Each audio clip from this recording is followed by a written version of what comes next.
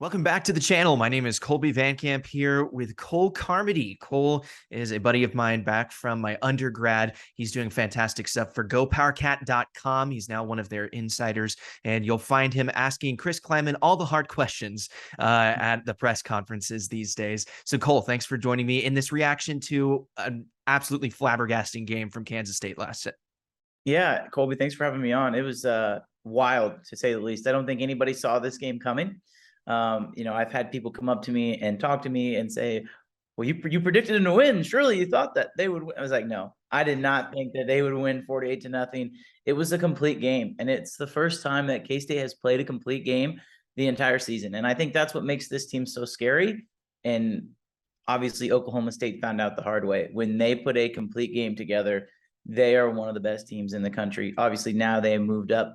The college football rankings will be released for the college football playoff on Monday, and the AP pulled their 13th as you record this now. So yeah, it was a dominating performance, and it was definitely a game that many folks around Manhattan are going to remember for a long time. I know that I'm definitely going to remember it for a long time. It was pretty cool to be a part of the broadcasting crew. Even though I was on the studio side, it was still pretty neat all the same. So Will Howard, I would like to claim that I've been the president of the Will Howard fan club since like 2020. And I thought that a lot of people were railing on him back then. I was like, cut the guy some slack. He's a true freshman. What are we doing? And then last year he played a couple of lackluster games. I felt badly for him. He has played with his hair on fire, and Iron Will, as I like to call him, is now the man of the hour, and rightfully so, because he has shown his grit. He has shown what kind of playmaking ability that he has. And I mean, when you tie the single game passing touchdown record with 4, I mean, that's rarefied air. That Michael Bishop, a lot of guys up there with that record. And it's what a fantastic day for Will Howard and the Kansas State offense. The Will Howard redemption story is one that I think every single Kansas State fan should get behind, because this is a kid who was dragged through the mud. I was right along with you. As soon as I saw Will Howard, it's hard to not see a 6'5", 250-pound quarterback and say, this kid is going to be really good. That's what Colin Klein saw when they recruited him out of Pennsylvania in high school. He comes to K-State. You got to remember, this is the summer of COVID. They could not do anything with preseason camp. He comes to K-State, really gets thrown into the fire after Skylar Thompson gets hurt in week 2. And all of a sudden, he's a starting quarterback at 18 years old. He plays well enough, makes a lot of mistakes. Skylar Thompson decides to come back. He then gets thrown into the fire again as a sophomore after Thompson gets hurt, struggles. People are mean. Let's just call it how it is. There were some folks who were very, very mean to Will Howard, and he finally gets an opportunity after losing the battle to Adrian Martinez to come in, start against Oklahoma State for the 3rd time in his career, and the redemption was real. That was the best I've seen a quarterback play at K-State in a long time. I think Will Howard has the makings of a future star at K-State. It's going to take some time, and I'm sure you're going to ask me about Adrian Martinez and what the quarterback battle is going to look like. So we'll save that here for shortly, but it's impossible not to root for Will Howard, because it would have been so easy for him to transfer, for him to up and leave, but he decided to stick it out. He decided to stay, and that, in all honesty, is what Kansas State should be all about. It's a testament to the locker room culture that Kansas State has built, I think, over the last couple of years, because when Chris Kleiman first came in, there were some issues. You saw guys like Joshua Youngblood leaving, and everybody was kind of sitting around scratching their heads, wondering, what does our locker room look like? 2020, then there were some issues there with the COVID year. There was some toxicity. And now Chris Kleiman said this last week that he thought it's the best locker room that the Cats have ever had under his tenure. And then this is one of the best wins that he's ever been a part of. This is a man with multiple national championships at the FCS level, and he said that this was one of his finest wins as a coach. So I thought that was pretty telling. But Will Howard going 21 of 37 for 296 yards, 4 touchdowns. He averaged 8 yards per completion. That is ridiculous. I had very few quarterbacks are going to be able to come off the bench like he did and pass the ball around and make the plays that Will Howard was able to make. So like you said, the Will Howard redemption story is fantastic. I loved it. 100%. And I was very happy for good old Iron Will and his Iron Will. I mean, it's fitting, right? It works in both ways. So now Arlington, implications. You got Texas coming up. What do we need to do to ensure that we find ourselves in the Big 12 championship now that we're sitting by ourselves in second place? That's a great question because this conference is so unpredictable. I mean, take out the Oklahoma and Texas game. That was, I think, 49 nothing. And then take out the K-State Oklahoma State game. That was 48 nothing. And every single game, it seems like, comes down to the wire in this conference. So every game is going to be a struggle. It doesn't matter. Even if K-State has their A game, if another team has their A game, 1 through 10, this is the most parity that's ever been in this conference. There is not going to be an easy game. So K-State has to bring their A game every single week if they want to have a chance to win out.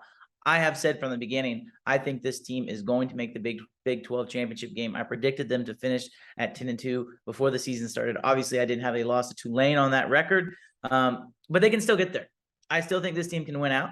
I think it's likely they maybe slip up. It's hard to pinpoint if that's going to be Baylor, if that's going to be Texas, if that's going to be West Virginia. I really like this matchup against Texas. I really do. I think that K-State is physical.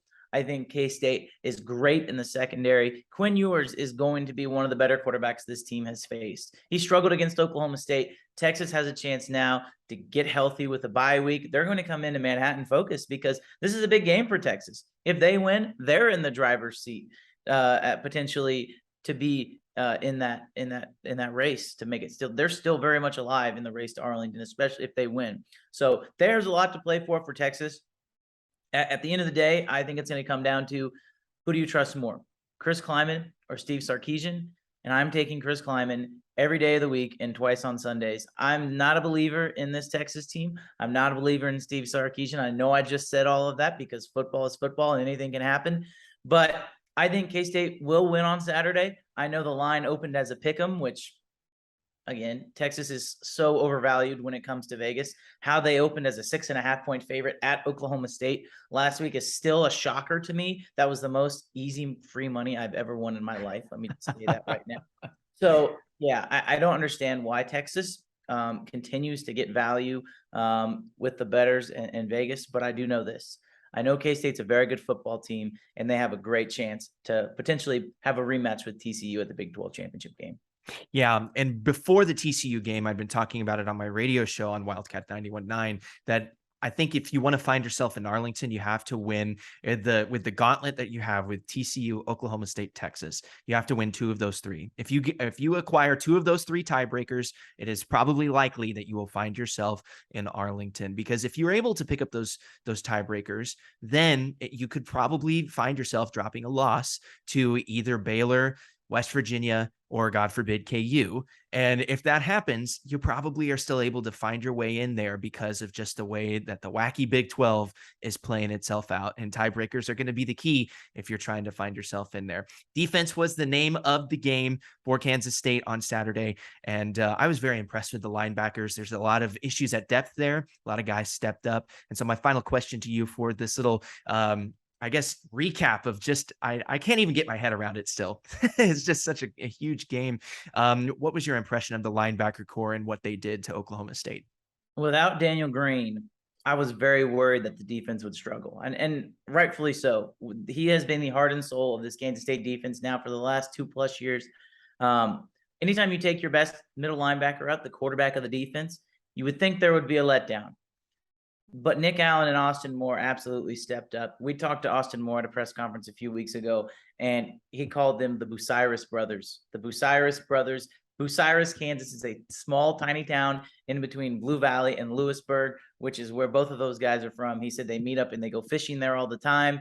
The Bucyrus boys came to play. Those guys are literally the definition of K-State football players. Chris Kleiman talked about that multiple times. Both former walk-ons, both just absolutely worked their butt off to make sure that they can help the team in any way possible, whether that be on special teams, linebacker, wherever it is, they want to help the team. Those guys stepped up. But I do want to bring up a name by a true freshman of Jake Clifton. I had a chance to watch this kid play in high school when he was down at Owasso, Oklahoma. Was very impressed with him then. I felt like he could potentially see the field early in his career.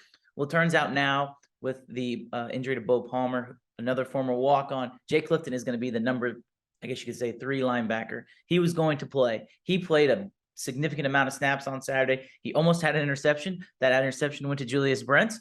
But I'm very, very intrigued by this linebacking core the rest of the season. Starts on Saturday. You got Bijan Robinson coming in here, who is one of the best running backs, if not the best running back in the country. Those guys are going to have to step up. You hope Daniel Green gets healthy.